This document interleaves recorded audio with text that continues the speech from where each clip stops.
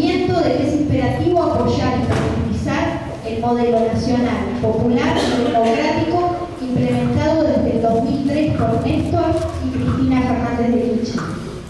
Consideramos que las medidas aplicadas, si bien pueden ser ampliadas y perfeccionadas, son las mejores desde el retorno de la democracia en nuestro país. Creemos que la forma de apoyar este modelo es con militancia y formación. Es por ello que realizamos este ciclo de charlas, en donde contamos con la presencia de invitados e invitadas que nos ayudan para ampliar los temas y contenidos que nos preocupan e interesan. Antes de tener el orgullo de presentar a los invitados e invitadas que tenemos hoy, les vamos a recordar que nuestra página web es www.mujeresca.com.ar, desde las que pueden acceder a nuestra agenda de charlas, plenarios y al trabajo que venimos realizando desde el año pasado. La página, por supuesto, está a disposición de todas las compañeras que quieran acercarse para ser parte de este frente. Para el encuentro de hoy contamos con una mesa de lujo, como ya dije, ya que pueden ver que nos acompañan distintas personalidades de los organismos de derechos humanos que en el día de hoy nos honran con su presencia. Agradecemos por esta mesa al compañero Hugo Argente,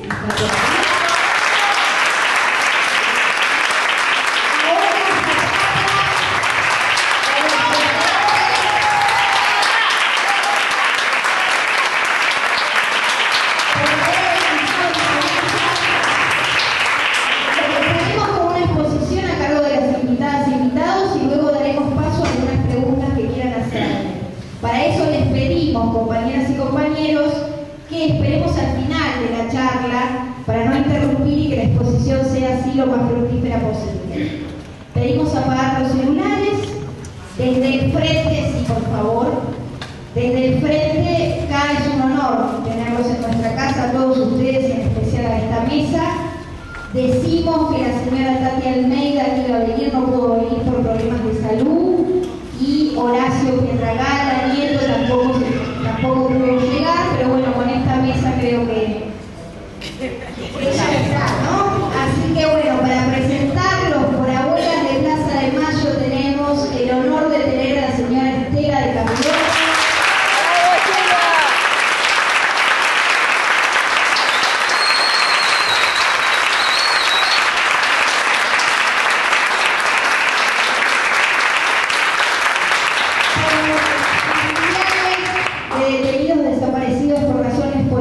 Tenemos a la señora Lita de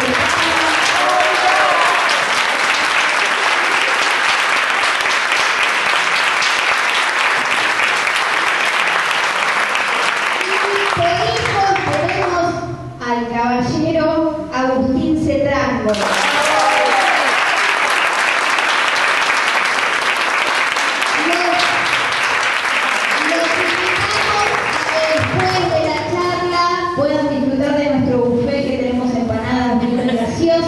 Y así nos vamos todos contentos, con el corazón contento y la panza llena. Muchas gracias.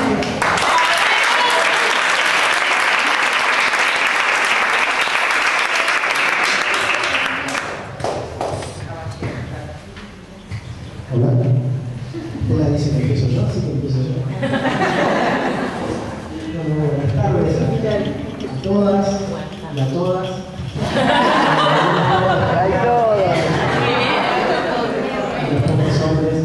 Pero bueno, entiendo que es un frente de mujeres, así que buenas tardes a todos. Muy contento por la invitación. La verdad que me mandaron a mí a propósito porque dicen que me va bien con las mujeres, así que vamos a ver qué pasa. No, un poquito contarles un poquito de mi historia, pero ligada a la historia de la educación ICOS, en la cual pertenezco. Y ligado a esto que estamos discutiendo sobre qué son los derechos humanos, qué es lo que se pone en juego, ¿no?, con esta elección en cuanto a derechos humanos, una pieza fundamental del proyecto nacional y popular que empieza en el 2003 con la llegada de Néstor y de Cristina, y algunos avances que hemos tenido, pero también algunas cuestiones que faltan, y que faltan mucho. HIJOS es una agrupación que se forma en el año 2003, en el año es una sigla, HIJOS si bien en su nombre parece no contener la cuestión de género, porque somos hijos, sí lo contiene porque es una sigla, somos hijos e hijas, por la identidad y la justicia contra el olvido y el silencio. Y en algunos lugares remotos, como puede ser en Guatemala o en San Juan, por ejemplo, también algunas compañeras ante determinadas acciones concretas se hacen llamar hijas, ¿no? Suplantando la O de olvido por la A de amnesia. Así que está permitido también llamarse hijas. Les decía que Hijos nace en el año 1996, en una época bastante compleja. Yo me gusta decir a mí, en el año 95, perdón, me gusta decir a mí que es quizás el momento de mayor impunidad, por lo menos así lo sentíamos los hijos, porque si bien en la década del 80 se había juzgado a algunos de los genocidas que habían estado a cargo del Estado, que habían estado a cargo, se habían robado el Estado, ¿no? Habían llegado ahí por medio de la fuerza, por medio de las armas. Si bien algunos de ellos, muy pocos, 5, habían tenido condena, en el año 95 el presidente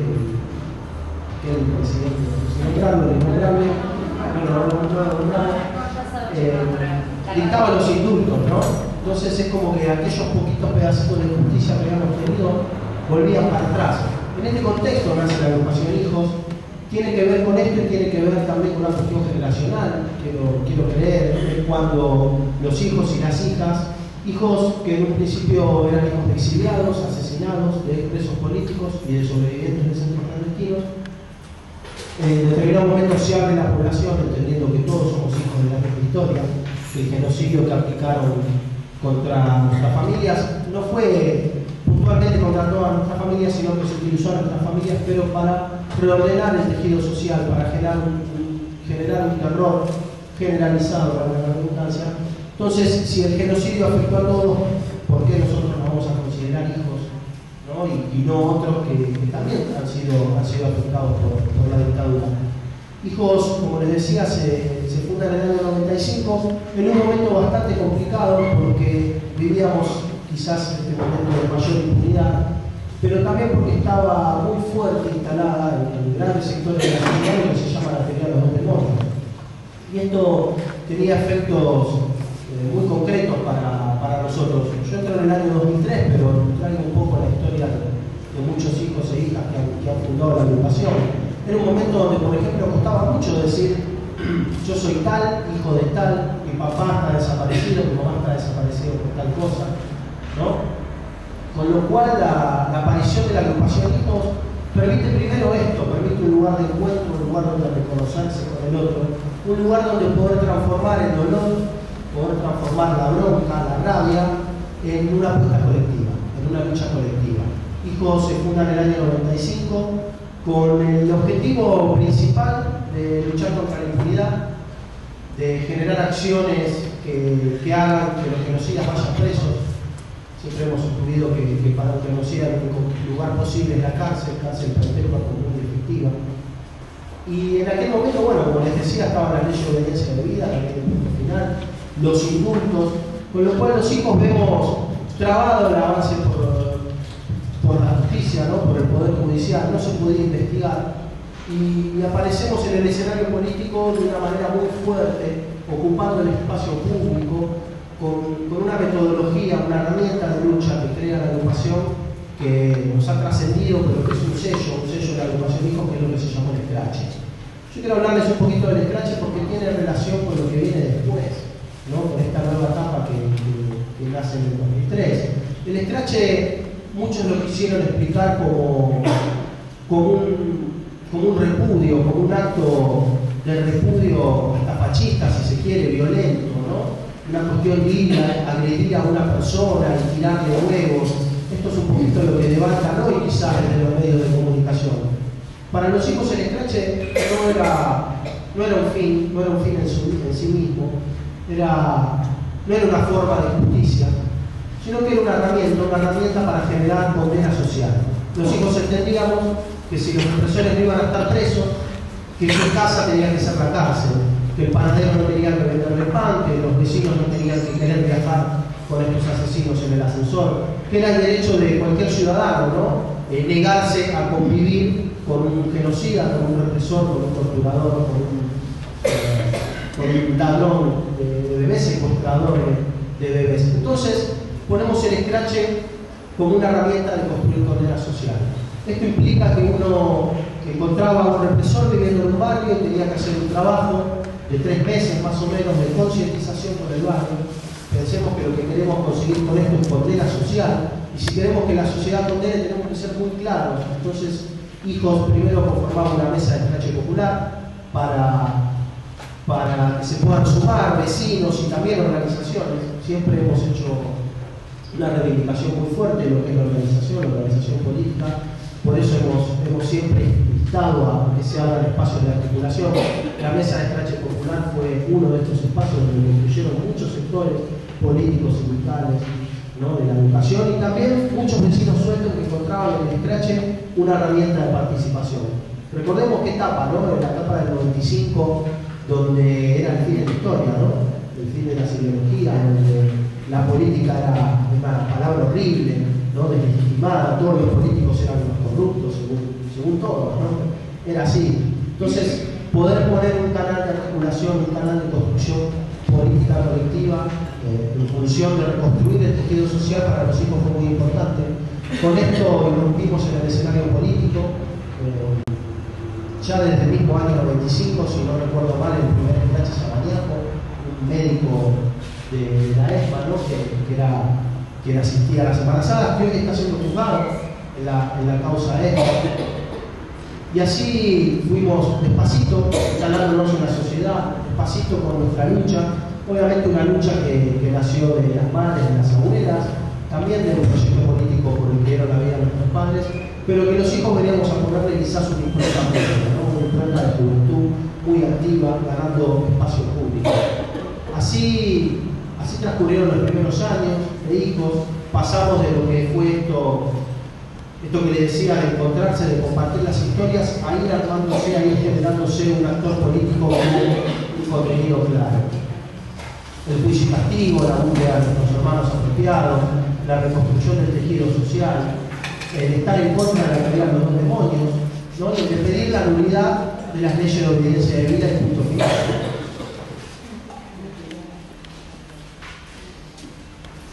A mí me toca entrar a la agrupación Hijos en el año 2003.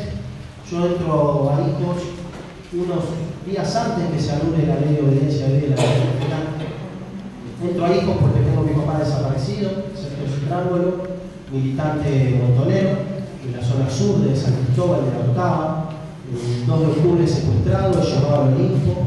Está desde octubre hasta fines de enero del 79 en el Olimpo.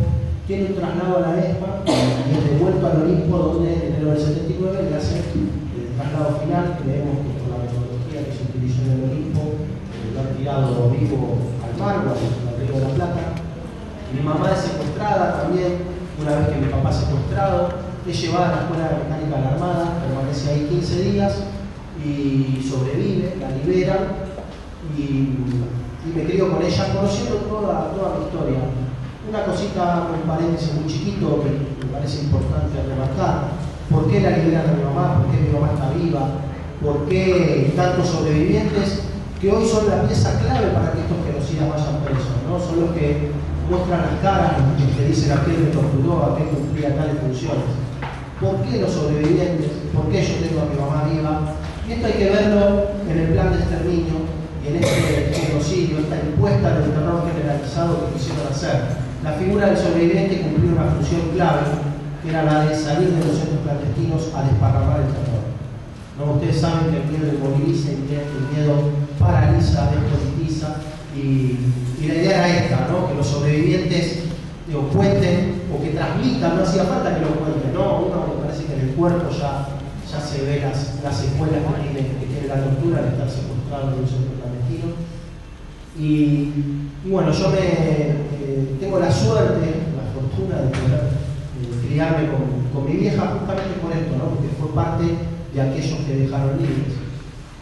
Entro en el año 2003 un poco motivado por mi hermana Mariana, unos años más grande que yo, y entro a Hijos en un momento bastante raro. bastante loco, diríamos, los jóvenes, porque hace unos meses había asumido Néstor Kirchner la presidencia y ya desde el primer momento él se reconocía hijo de las madres, pero se reconocía compañero de los 30.000 desaparecidos, ¿no? Y para nosotros hay un antes y un después.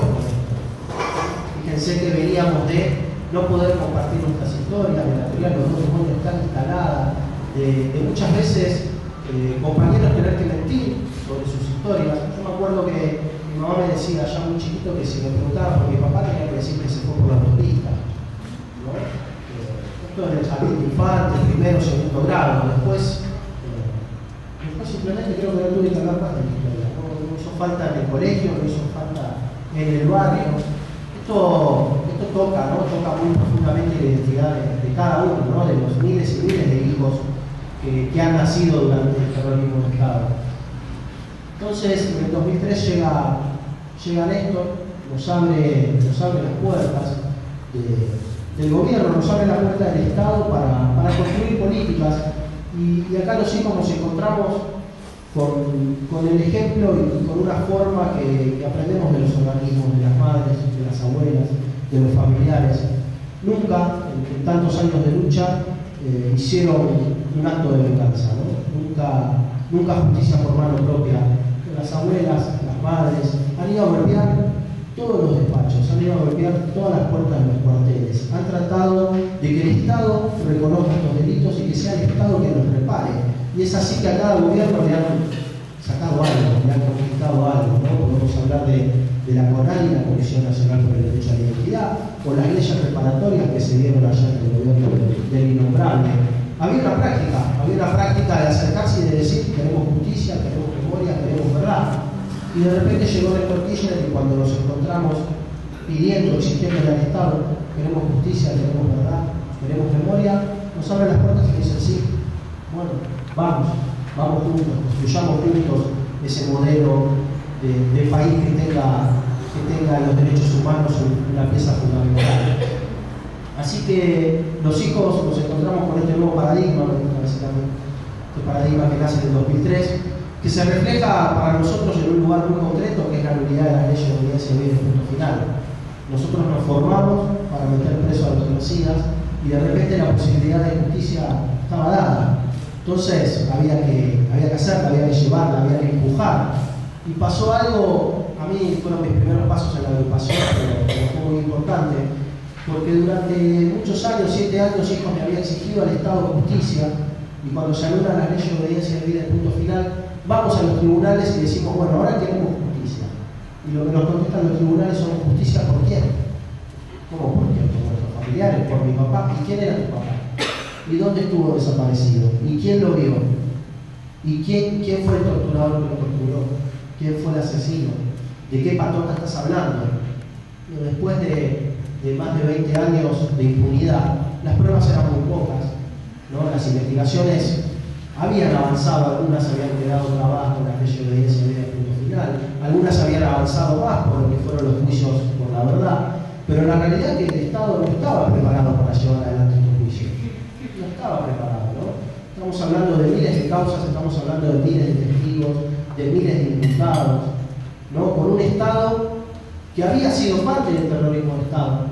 Si bien el Poder Ejecutivo tiene recambio y el Poder Legislativo también tiene recambio, el Poder Judicial no.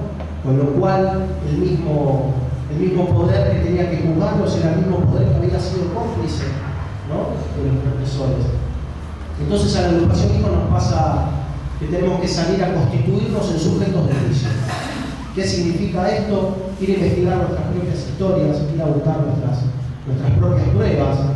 Muchas de esas pruebas son nuestros propios familiares. A mí me tocó en particular ir a hablar con mi vieja y decirle, bueno mamá, te toca, nosotros luchamos contra el olvido, contra el silencio, vos tenés. Ella me dijo, sí, yo por tu papá lo que vos quieras. Yo digo, no, por mi papá lo hago yo, me parece que yo, ¿no? No por vos, ¿no? Por tu secuestro, y le agarró un ataque.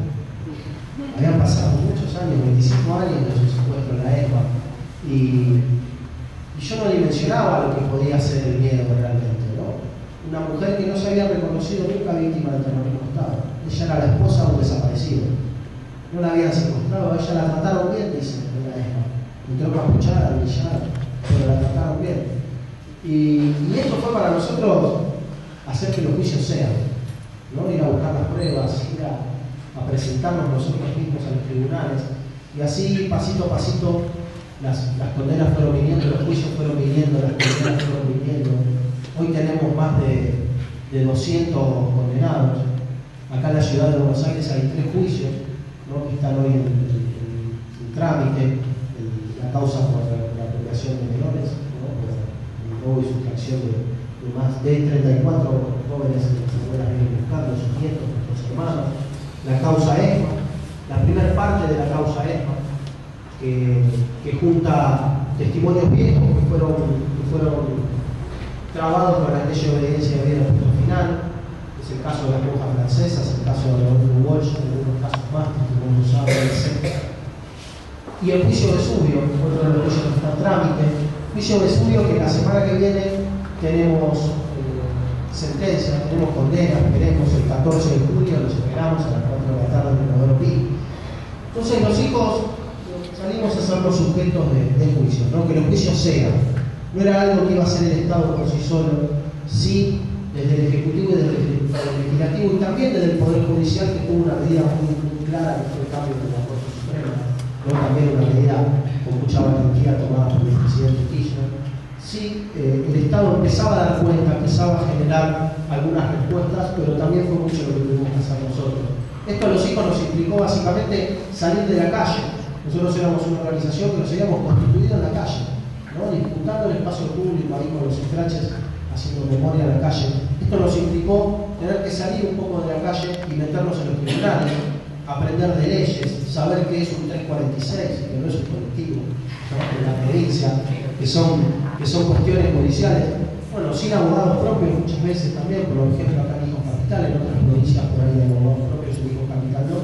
Y bueno, nos dedicamos bastante tiempo, esto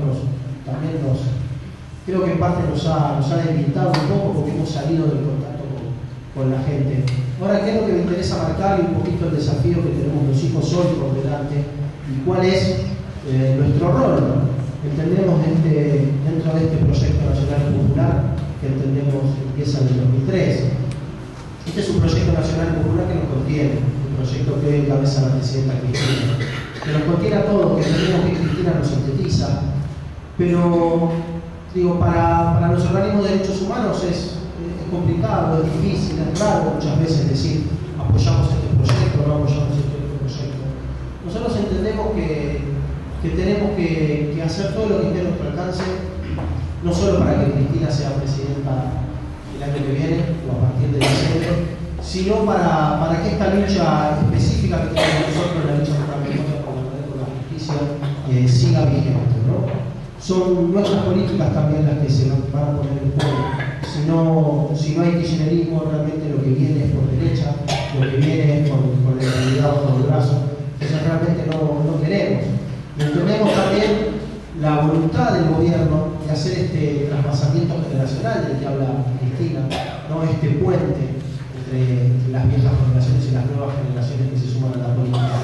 Nosotros entendemos que tenemos un lugar muy concreto, que es justamente dar nuestra palabra, dar nuestro testimonio y seguir construyendo aquellas herramientas de lucha que hemos construido durante tanto tiempo. El desafío es que cuando llegaron los juicios empezamos a tener condenas, nos dimos cuenta que los represores iban presos, algunos a cárceles comunes, otros a prisiones domiciliarias, todo un trabajo de destrabando la impunidad para obtener cárcel común perpetua y efectiva.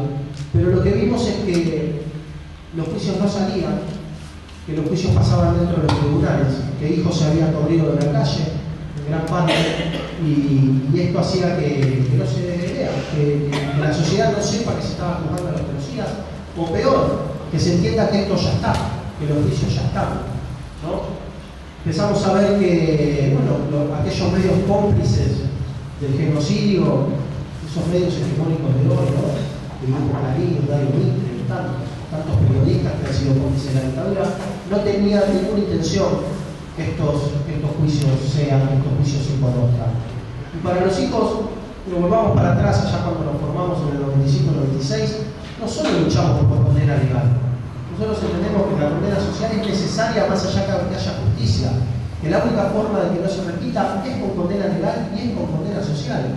Entonces, si estos juicios no se transmiten por la televisión, no se transmiten por la radio, si no le permiten a los fotógrafos entrar, si los testigos van a declarar y las salas de audiencia están vacías, realmente no nos sirven. Porque no creemos que los juicios sean una reparación para las víctimas. Ayuda, yo tuve condena el año pasado en el juicio ABO, Atlético Banco Olimpo, y yo me siento más entero, ¿no? Siento que el Estado no solo me pidió perdón, sino que metió a los genocidas presos, pero la realidad es que no repara la ausencia, no repara la ausencia de mis 33 años sin mi papá. Nosotros entendemos que estos juicios son una reparación para toda la sociedad y una reparación para toda la humanidad. Estamos hablando de juicios de lesa humanidad, dañaron a la humanidad en su conjunto.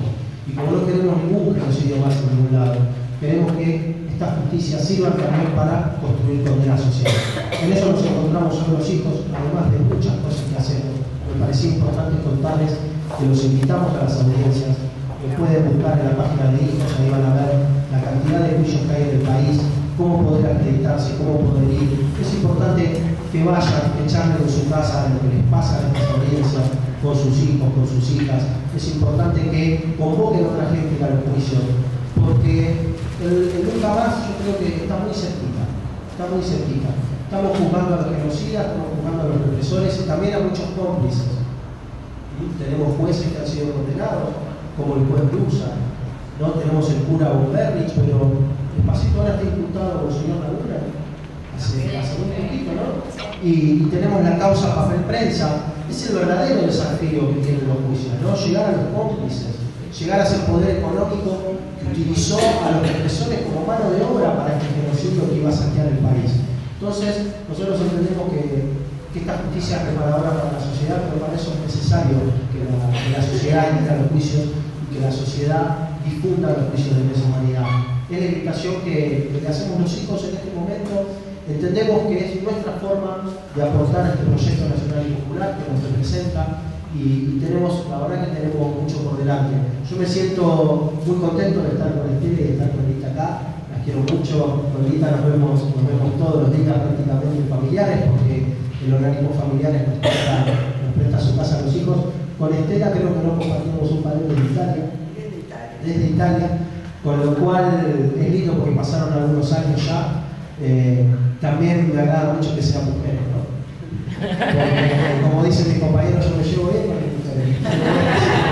La verdad que es un placer muy grande. Espero, si tienen preguntas, después de escuchar a Rita, escuchar a Estela, le podemos dialogar un poquito más. Muchas gracias y los esperamos el 14 en Comodoro Pi a las 4 de la tarde, que van a hacer la sentencia contra los profesores de los universidades.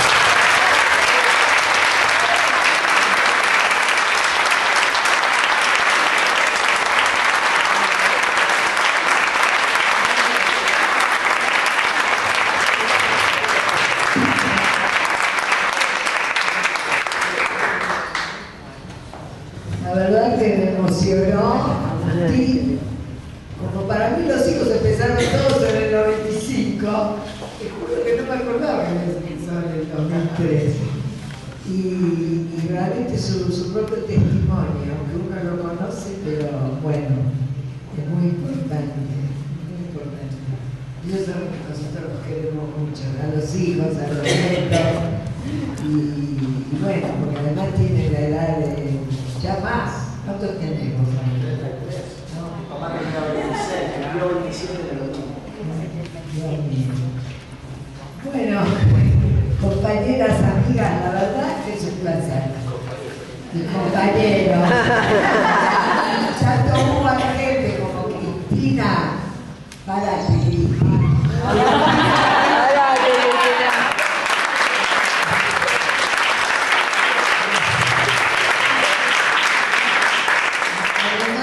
Olga forma parte de mi organismo, nuestro organismo, de familiares desaparecidos y detenidos por razones políticas, no detenidos, desaparecidos y detenidos, que fue el primer organismo que se organizó.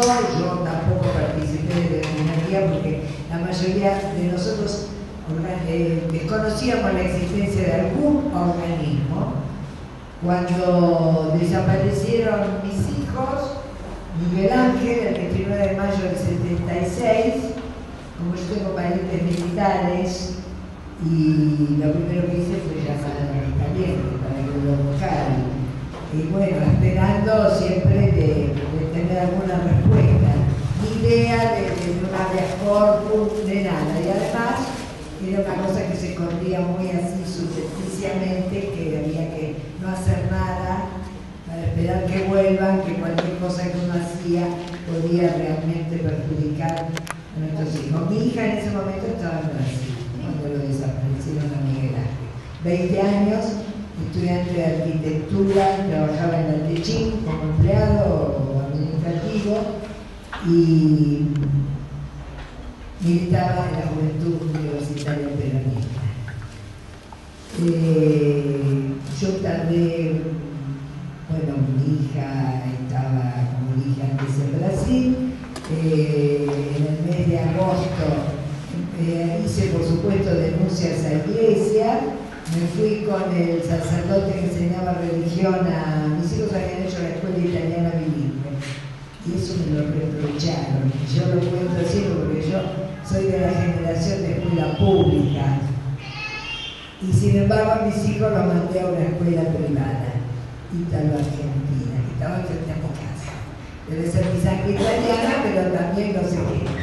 Que cuando era grande me dijeron, ay mami, el daño que nos podías haber hecho. Tenía razón, porque era una clase social que iba a ese colegio que no tenía nada que ver con la mía, con la nuestra, con mi marido. Yo ya era viuda cuando se llevaron a mi hijo. Y fuimos, me acuerdo, para que vean algunas de las cosas que hacíamos cuando fui al departamento de policía, a ver al capellán de la Policía Federal para hacer la denuncia. Yo me fui con el sacerdote que enseñaba religión, que era de la iglesia italiana que está a una cuadra de Ceballos. Y la iglesia Mater Misericordia, con el padre Laparo. Y vamos a verlo y le digo que se lo habían llevado, habían secuestrado a mi hijo. Ya uno venía escuchando, estamos hablando del 76. Para no hacer historia larga, triple A, pero bueno, hasta que no le toca a uno, yo lo iba sabiendo por mi hijo, ¿no? Y el capellán de la Policía Federal me dice, pero señora, su hijo se le ha venido con una chica. No se preocupe, fui a los 3 días yo, o a los 2 días. Y bueno, esa será una de las tantas respuestas como la de Monseñor Gracelli, que nos recibía en el ministerio al lado de la capilla Estela Maris, frente a Comodoro Pi, que cada vez que vamos a Comodoro Pi la tenemos ahí, al lado del Ministerio de Marina, que en esa época era ministerio, y él tomaba datos de nuestros hijos. A mí no me preguntó el nombre de los compañeros de mis hijos como hizo con otras madres, por eso si alguna de ustedes vio Garayo Olimpo, cuando el cura preguntaba, ¿tiene algo que ver con esa, aunque no es exacto, pero tiene algo que ver con el hecho de que algunas madres, hermanas, esposas le preguntaban si sabía el nombre de compañeros?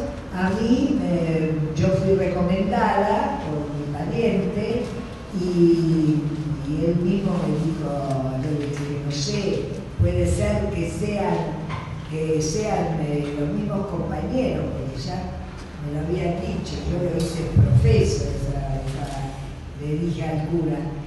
Y el monseñor me dice, señora, si que se lo dijo sabe que son los militares. Así tal cual.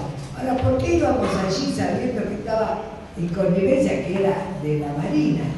Que él era el secretario de Monseñor Tortolo, capellán de la Marina. Bueno, lo hacíamos, todo hacíamos, todo. Y yo no hice cosas que hicieron otras madres, que recorrerse todas las cárceles, los hospitales psiquiátricos, no sé, cosas inverosímiles. A veces lo pienso yo y digo, o yo hice muy poco, o estas madres son geniales, ¿no? Porque eran compañeras nuestras, que uno fue conociendo. Bueno, yo hice todo eso durante el año, hasta en enero, que una de las madres, sin conocerme, porque le habían dado el número de mi teléfono, me llamó y me dijo, hay una reunión en Corrientes y Callao, sin decir piso ni nada. Era la Liga Argentina por los Derechos del Hombre, que había cedido una habitación para que familiares, madres, hermanas, esposas, hijos, esposos, abuelos, fueran a denunciar, porque ellos sí tenían una organización ya con abogado y demás, pero a su vez dieron independencia para que nos encontráramos. Bueno, yo fui ese día con el hermano de César Rubones, también desaparecido, pensando que allí ya tenía la respuesta.